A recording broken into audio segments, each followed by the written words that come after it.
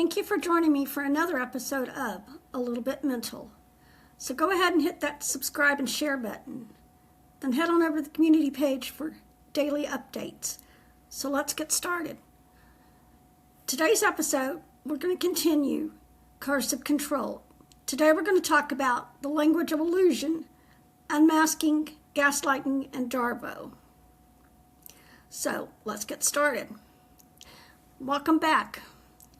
I'm your host, Betty, and in our premiere episode last week, we pulled back the curtain on coercive control and how an independent person is slowly lured into an invisible cage of isolation, surveillance, and hypervigilance.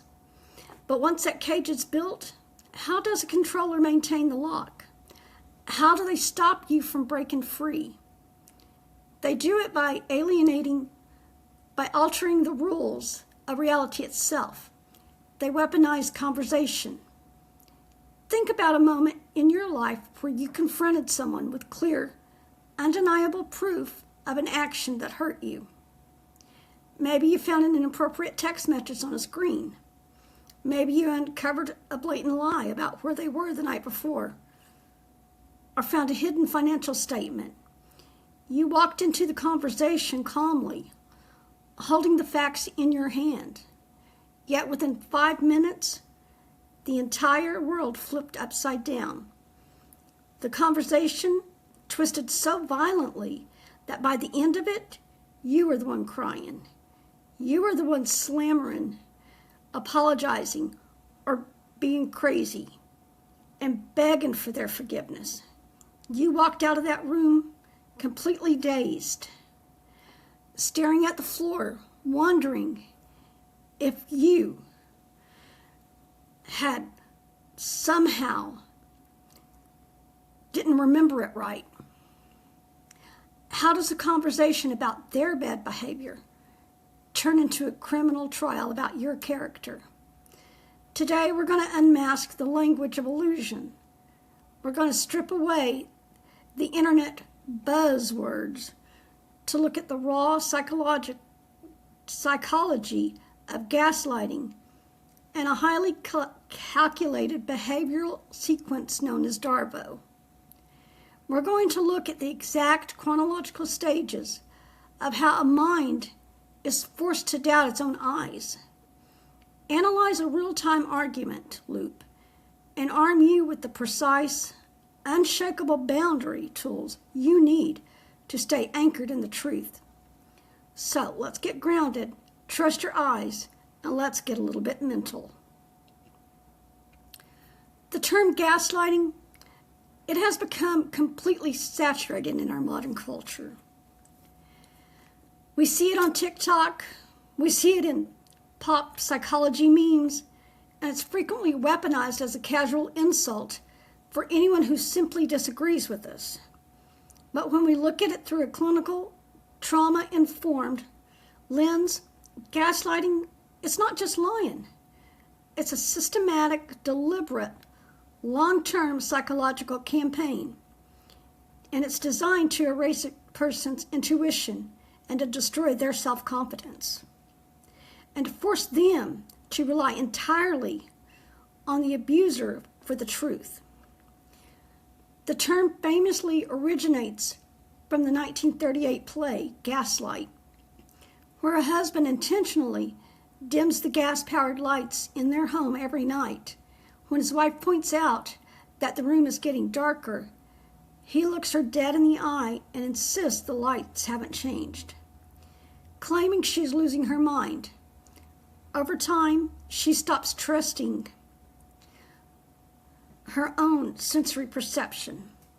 In a coercive control relationship, a target doesn't just wake up one day and accept a false reality. Gaslighting, it is a psychological evolution. It moves through 3 distinct stages. The first one, it's disbelief. In the beginning, your internal compass is working perfectly. You have total clarity. The controller tells you a blatant lie, something like, I never agreed to pay that bill. You must have dreamed it, or I didn't ignore you at the party. You're making things up. In stage 1, you fight back. Your brain registers the anomaly instantly. You say, no, we sat at the kitchen table and explicitly agreed on the budget. Or, you walked right past me twice. I know what happened. At this stage, you still fully trust your eyes, your ears, and your memory. You assume the contradiction is just a bizarre misunderstanding that can be resolved with basic communication. Stage 2, defense. This is where the grinding psychological erosion truly begins in stage 2. You are no longer just disagreeing. You are desperately defending your sanity to them. The controller's denial is so unshakable, so completely devoid of hesitation or guilt, that your brain begins to panic. You start wondering, could I have misremembered? Am I missing a piece of the information? This is the phase where victims spend hours typing long, exhausting text messages, trying to explain their perspective. They obviously scroll through old screenshots, check timestamps, read back old journals, and search for physical receipts. You aren't just looking for proof to win an argument. You are looking for proof to tell yourself, I am not crazy. You spend a massive amount of cognitive energy trying to force the gaslighter to validate your reality, but they never will. And that constant defense turns out your prefrontal cortex, leaving you mentally exhausted. Stage 3, depression and compliance. This is the ultimate danger zone. After months or years of defending your reality and receiving nothing but absolute denial and rage in return, your nervous system experiences total burnout. The psychological cost of fighting for your own truth, it becomes too high to pay. It is simply too exhausting to exist in a permanent state of warfare. So to survive, you drop your shield. You enter stage 3, compliance. You actively stop trusting your mind. When they say you always rewrite history, you look at the floor and say, I'm sorry, I must have gotten it wrong. You accept their script of reality simply to buy a few hours of peace. When a gaslighter tells you you're too sensitive, what they are actually saying is, your emotional boundaries are highly inconvenient to my control. When they say you're paranoid, they mean you are noticing patterns of behavior that I need hidden. Stage 3, gaslighting, it is a total psychological takeover. It forces you to co-sign your own erasure.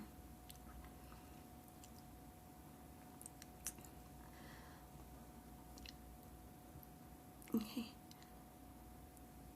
To see how this linguistic warfare plays out in real time, we have to look at a behavioral model identified by renowned psychologist Dr. Jennifer Fruit. It is an acronym that should be taught in every high school relationship health class on earth. It's called DARVO. DARVO. Deny, attack, reverse victim, and offender.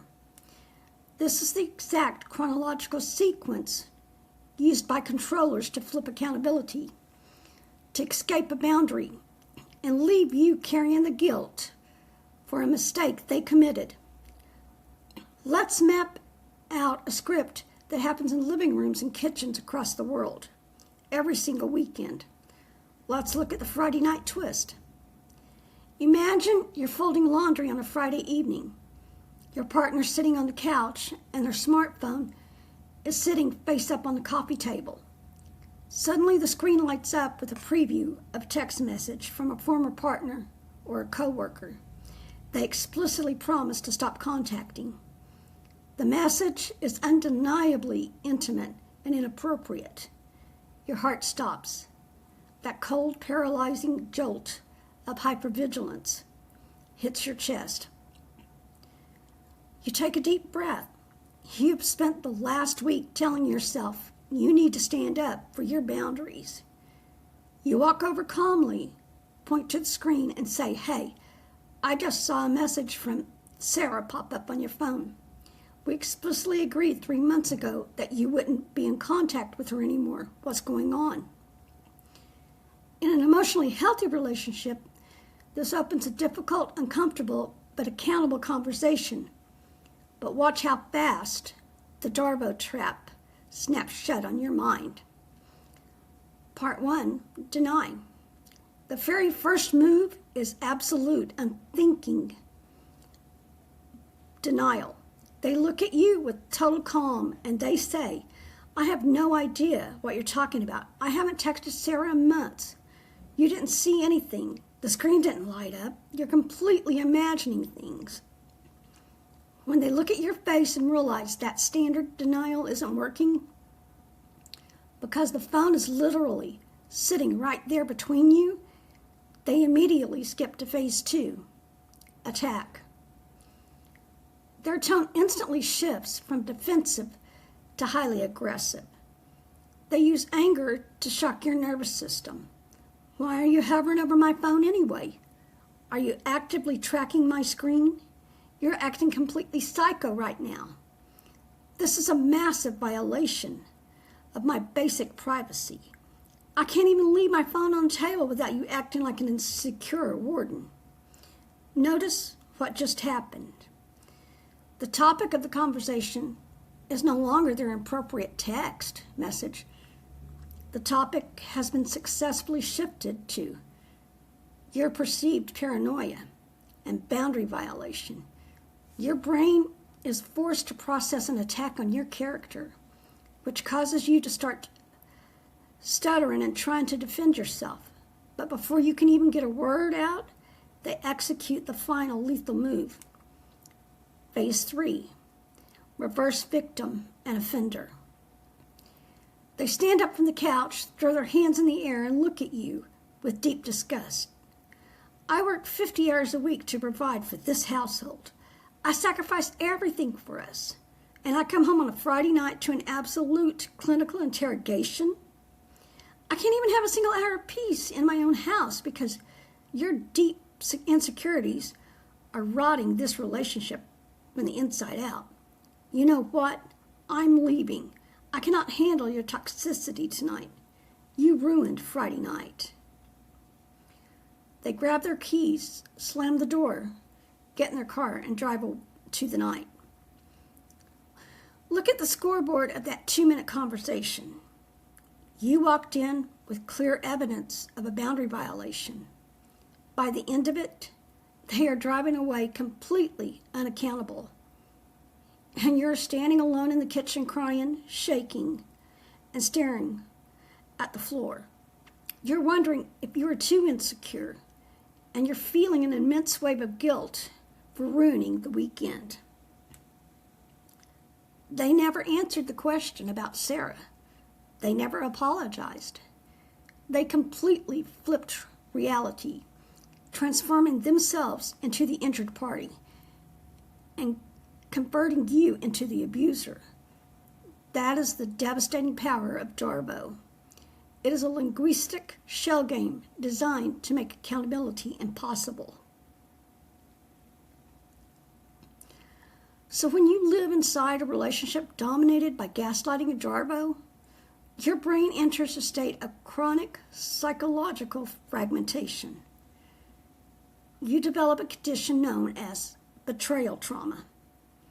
Because your reality is constantly being overridden, you stop speaking up altogether.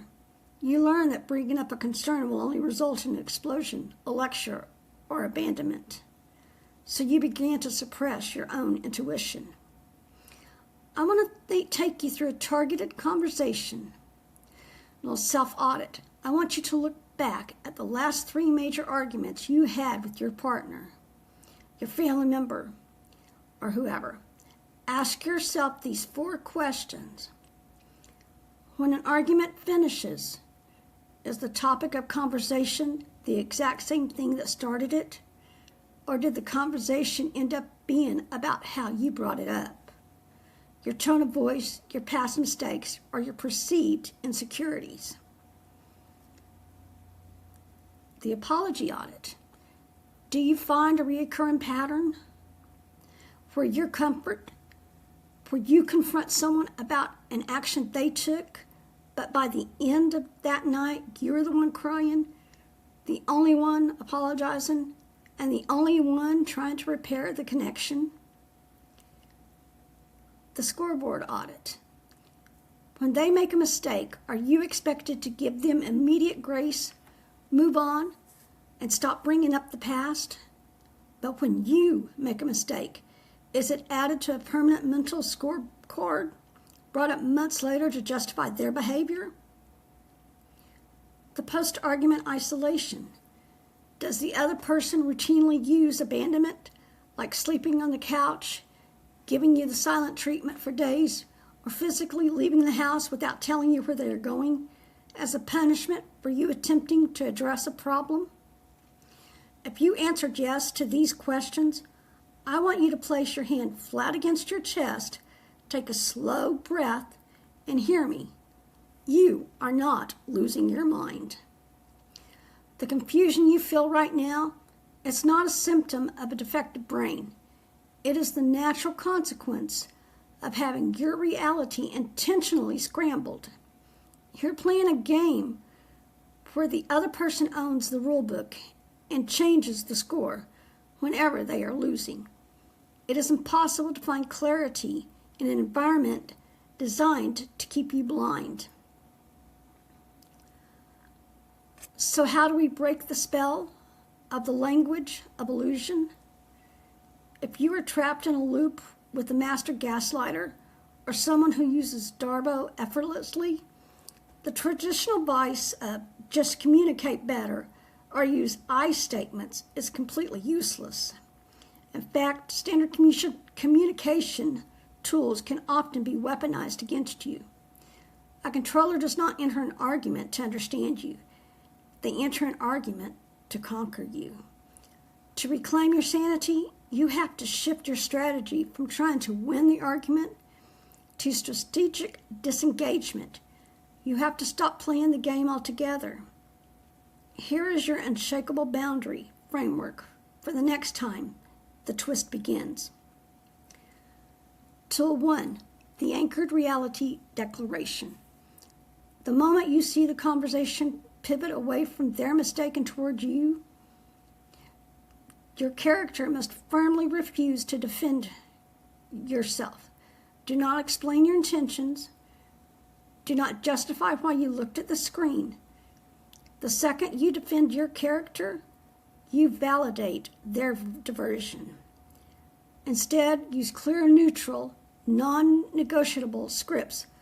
Look at them calmly and say, "We remember this event differently, and I'm not going to argue about it, what I experienced. I will not defend my character today. We can either talk about the text message or this conversation is over. I know my truth, and I'm stepping away from this loop." Once you say these words, you must physically walk out of the room. Do not wait for their permission. Do not wait for a rebuttal, and do not look back to see if they approve. You're cutting the cord of the illusion. If you're in a situation where you cannot physically leave the room, perhaps you're in a moving car or you share a tight living space with children nearby, you must deploy a behavioral technique known as the gray rock method.